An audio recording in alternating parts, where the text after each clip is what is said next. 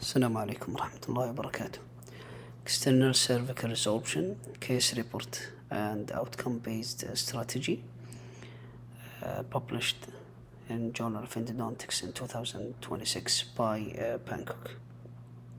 External cervical resorption is a challenging condition that progressively destroys the cervical root structure while often leaving the bulb initially intact.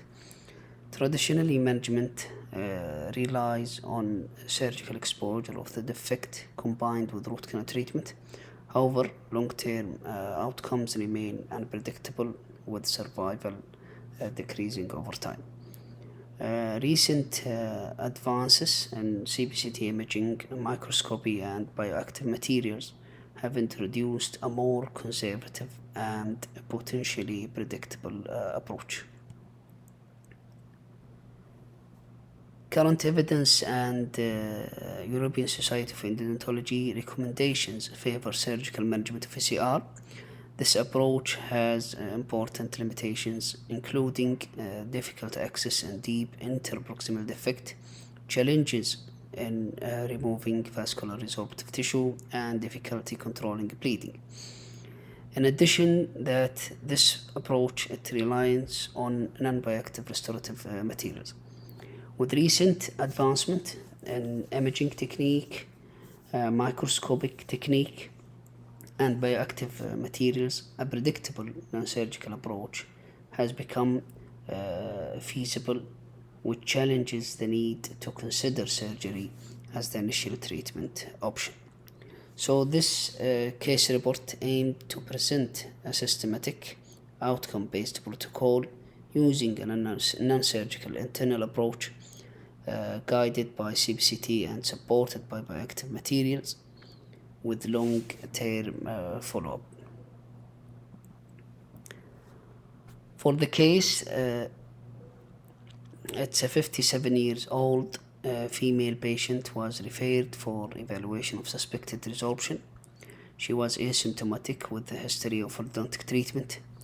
CBCT examination revealed multiple ECR lesion affecting 7 teeth, tooth number 4, 6, 7, 14, 21, 22, and 24. All of them were with vital bulbs. The prognosis was varied, good in some teeth with accessible defect, and fair in teeth with complex anatomy.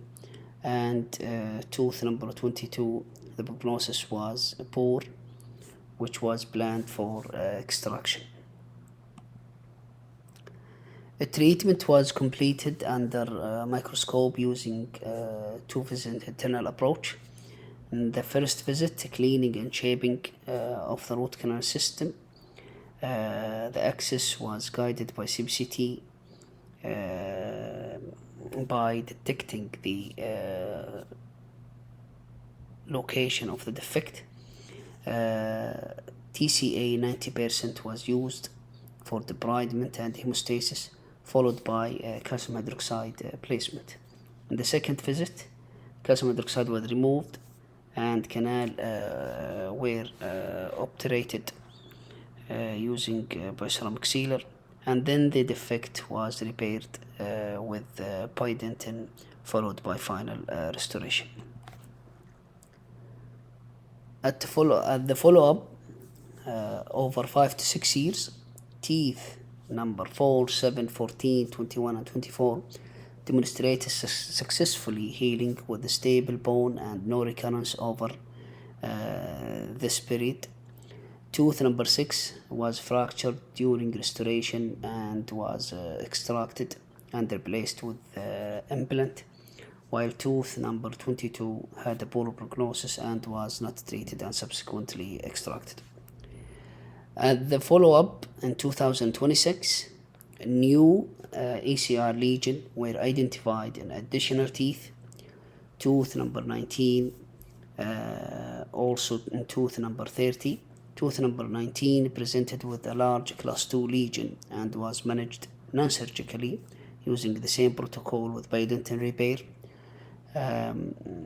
with a plan for full coverage crown restoration. For tooth number 30 showed small class 2 lesion. However, due to associated with periodontal bone loss, it was managed by monitoring with a likely plan for future extraction. Overall, treated teeth remained stable, but a new lesion highlight the need for long-term CBCT follow-up. In conclusion, a non-surgical internal approach should be considered when periodontal attachment is intact, the port of entry is accessible, and the remaining root structure is sufficient for restoration. Also, it's important to note that this protocol based or reflect the author clinical experience and opinion rather than being based on comparative evidence. ECR can be managed predictably using a CBCT guided non-surgical approach with bioactive material, allowing preservation of teeth that were previously considered hopeless with a stable long-term outcome. Thank you.